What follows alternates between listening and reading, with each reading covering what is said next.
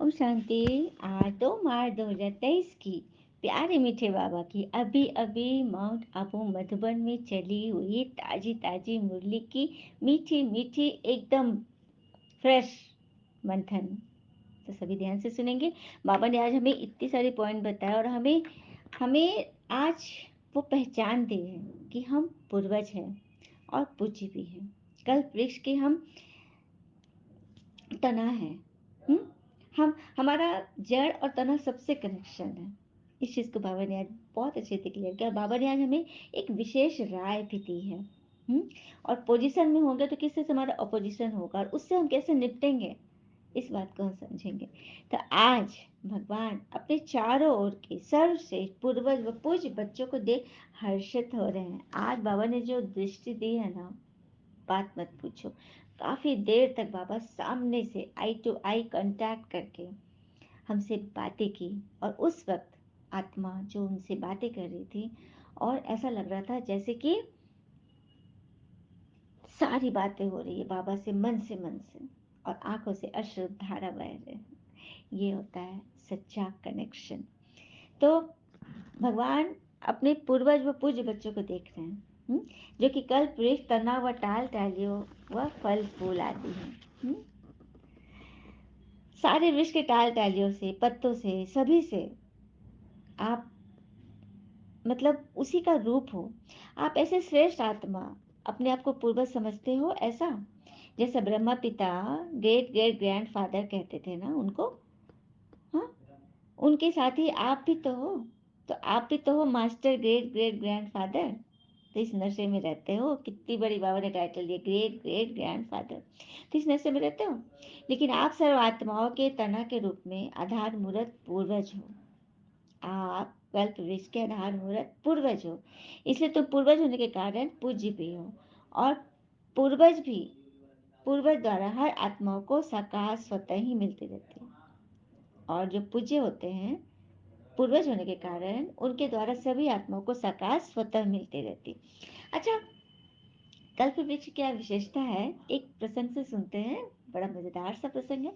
एक बार एक व्यक्ति, एकदम घनी धूप थी और वह पैदल चला आ रहा था। अचानक उसने देखा कि एक वृक्ष में बहुत घनी उसकी पत्ते पत्तियां हैं, टाल टालियां, खूब बड़ा सा घना है और उसकी छाया भी बहुत अच्छी। तो वो सोचा कि थोड़ी देर के लिए यहाँ पर लेट जाता हूँ और उसके तने के नीचे लेट गया, जड़ के नीचे। और फिर सोचने लगा कि काश यहाँ पे कोई पलंग आ जाता। अचानक वो देख रहा है कि एक पलंग आ गया, पलंग पे सो गया, लेट गया। फिर सोचा काश भूख बहुत जोर से लगी, कुछ खाना आ जाता, भोजन आ जाता। तभी देखा कि वहां पे भोजन भी आ गया और वो भोजन खाया। हाँ, और आराम से गहरी नींद में सोने चल दिया। फिर सोचा कि अचानक उसको डर लगने लगा कि निर्जन स्थान पर मैं ऐसे सो रहा हूँ बीच रोड पर, कहीं कोई शेर आ गया तो। तभी देखा कि शेर आ गया और फिर उसे सोचा कि कहीं शेर मुझे मार न दे। और जो सोच रहा था वो काम हो रहा था। पता है वो वृक्ष कौन सा था? वो था हमारा कल्प वृक्ष। तो कल्प वृक्ष की विशेषता सबको समझ में आई कि कल्प वृक्ष के नीचे जो रहेंगे, जो कल्प वृक्ष के तना टाल टालियां हैं, उनके संकल्पों में कितनी शक्ति है। सुना? इसीलिए हमें कभी भी व्यर्थ संकल्प करना है बिल्कुल नहीं। वो अच्छे से खाता पीता मौज करता और चला जाता। क्यों उसने व्यर्थ संकल्प किया? वो भी पूर्ण हो जाएगा। क्योंकि आप बाबा ने क्या टाइटल दिया, great great grand father, master great great grand father. मतलब आप विश्व के ग्रेट ग्रेट ग्रेट पूर्वज हो। तो आपको व्यर्थ संकल्प नहीं करना है। समझ रहे हैं सभी? हम्म? आपका कार्य है सर्व की पालना करना। लौकिक में भी देखो, जो पूर्वज होते दादा दादी, वो सभी को कितनी पालना करते, कितने आशीर्वाद देते हैं, कितना खुश रहते, उन पे कभी गुस्सा नहीं करते, है ना? उसी तरह से हम पूर्वज हैं तो हमें भी अपने आने वाली पीढ़ियों को इसी तरह से उनकी पालना करनी है। तो ये बाबा ने आज हमें क्लियरली समझाया। फिर बाबा बोला जब कोई विशेष अशांति का वायुमंडल होता है, भूकंप है, सुनामी है, वार की स्थिति है, तो विशेष रूप से मिलिट्री सेल्वेशन आर्मी जाती है ना, पुलिस भी अलर्ट हो जाती है। उसी तरह से आजकल का जो वातावरण है, चारों तरफ मेंटली केओस है, एकदम बाबा ने तो कहा है कि पूरी दुनिया एक मेंटल असाइलम बनने वाला है, क्योंकि मन से सभी कमजोर है और धीरे धीरे धीरे धीरे और ही ज्यादा कमजोरी आती जाएगी। तो आप सबका क्या काम है? उनके मन को आराम देना, यही है विशेष सेवा। और अपने आप को निमित्त समझते हो, क्योंकि दुनिया को, आत्माओं को आपके साकाश की आवश्यकता है। तो ऐसे बेहद की विशेष पूर्वज आत्मा अनुभव करते हो? बाबा पूछ रहे हैं।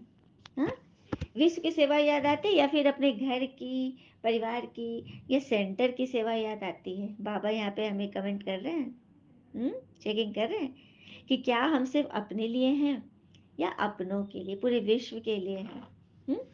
सोच के जवाब देना बाबा। आज आत्माएं, आप पूर्वज आत्माओं को पुकार रही हैं। हर एक अपने अपने भिन्न भिन्न देव आत्माओं को पुकार रहे हैं। सभी पुकार रहे हैं अपने उन पूर्वजों को। और आप क्या कर रहे हो? मतलब उनकी आवाज सुनने में आ रहा है? उनकी पुकार सुनने में आ रही है? हम्म बाबा हमें अलर्ट कर रहे हैं, बाबा हमें आगाह कर रहे हैं कि बच्चों, अब देरी मत करो।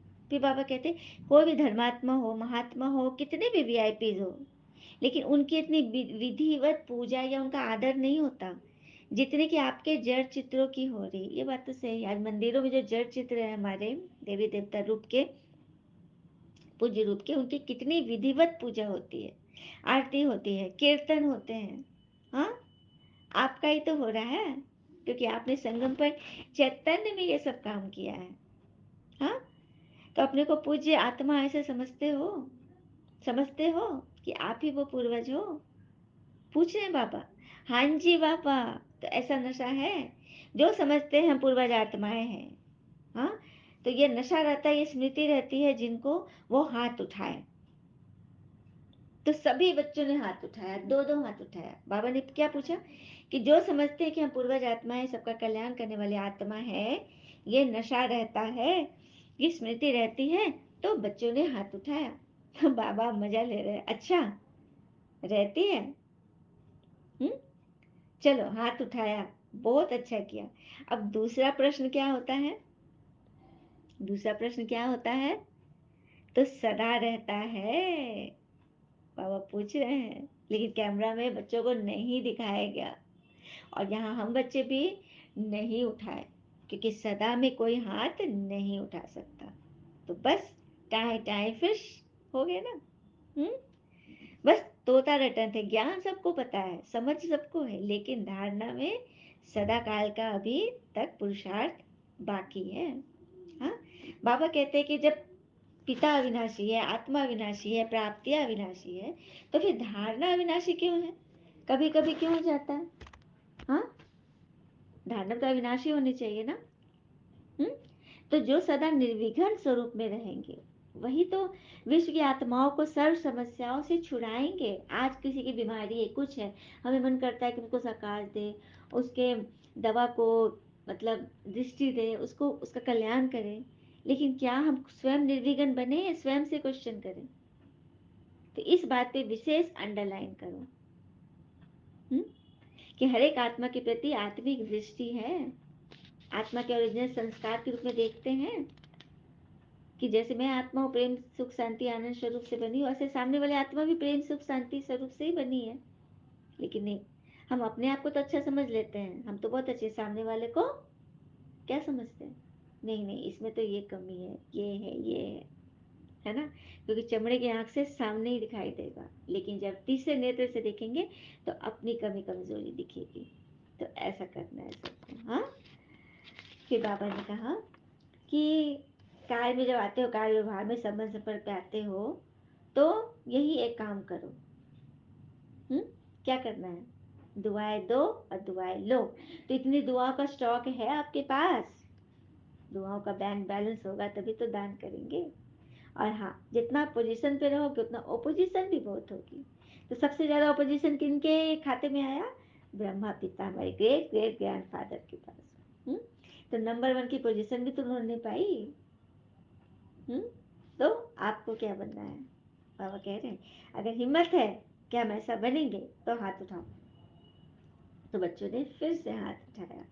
बाबा कहते हैं कि अब कोई वेट की तरफ मत जाना, अटेंशन प्लीज। फिर बाप दादा ने हम सभी बच्चों को एक शुभ राय व श्रीमत दी है कि ऐसा ग्रुप व संगठन तैयार करो जिससे चारों तरफ यही आवाज फैले कि परमात्मा तो आ चुके हैं, ये परमात्मा कार्य चल रहा है, ये मुरली, ये ज्ञान, ये श्रीमत, ये धारणाएं।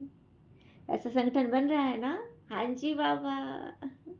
अच्छा, फिर बाबा ने सभी को रूहानी ड्रिल की याद कराई। रूहानी ड्रिल अपनी सुदर्शन चक्र की। आइए 1 मिनट में हम उस रूहानी ड्रिल को अनुभव करते हैं। फील करें, चारों तरफ से मन बुद्धि को एकाग्र कर ले, सभी बातों से उपराम हो जाए, क्योंकि हमने सारा जीवन दूसरों के लिए खूब सोचा किया। अब समय है कि अपनी आत्मा का कल्याण करें, अपने लिए कम से कम 1 मिनट समय तो निकालें। तो मैं आत्मा भृकुटी सिंहासन पर विराजमान हूँ। फील करिए, आत्मा की लाइट बढ़ती जा रही है और वो लाइट पूरे शरीर में फैल रही है। अब मैं आत्मा सूक्ष्म आकारी शरीर की बन चुकी हूँ और उसी शरीर से मैं इस कमरे से ऊपर उठ रही हूँ। सूरज चांद तारों से ऊपर मैं अपने सूक्ष्म वतन में बाप दादा के सामने विराजमान हूँ। सामने बाप दादा, उनकी मस्तक पर शिव बाबा चमक रहे हैं और बाबा बाहें फैलाए हमें गले लगाते हैं और कहते हैं, बच्चे विजयी भव। फिर हम वहां से अपना सूक्ष्म चोला वहां उतार करके सूक्ष्म वतन में आत्मिक रूप में, आत्मा रूप में परम धाम को चल देते हैं। उड़ते हुए लाल सुनहरे वतन में पहुंच गए। वहां शिव बाबा भी हमारा इंतजार कर रहे हैं। निराकार परम पिता परमात्मा शिव हमें देख अपनी किरणों की बाहें फैलाए हमें अपनी बाहों में ले लेते हैं और हमें अपनी शक्तियों से, किरणों से भरपूर करे, ताकि हमारे जो भी विकर्ण पहले के चढ़े हुए हैं वो भस्म हो जाए। फिर हम नीचे उतरते हैं। अब हम स्वर्ग धरती पर पैर रखते ही हम देवी देवता के रूप में बदल जाते हैं और स्वर्ग के अंदर प्रवेश करते हैं। और वहां पता है, 2500 वर्ष तक सत्युग त्रेता में हम राज करते हैं। हीरे जवाहर के महल की बात मत पूछो। उसके बाद नीचे उतरते हैं द्वापर में, मध्यकाल में हमारे दिव्य देवी स्वरूप की पूजा हो रही है। बाबा ने बोला ना, आपकी जो पूजा होती है इतनी विधिवत, देखे पंडित जी किस तरह से सारी सामग्री एकत्रित करके हमारी पूजा कर रहे हैं, कीर्तन कर रहे हैं, भक्त आत्मा में कीर्तन कर रहे हैं, जयकारा लगा रहे हैं और हम सबको आशीर्वाद दे रहे हैं। उसके बाद ब्राह्मण स्वरूप में आ गए। परमात्मा नीचे आते हैं, ब्रह्म तन में प्रवेश करते हैं निराकार भगवान, और हम बच्चों को ये ज्ञान मुरली सुना रहे हैं मधुबन में, डायमंड हॉल में। बाप दादा के मुख से भगवान की मुरली चल रही है और हम सभी शिव शक्तियाँ वहाँ बैठ करके ब्राह्मण स्वरूप में बाबा की मुरली से आनंद ले रहे हैं।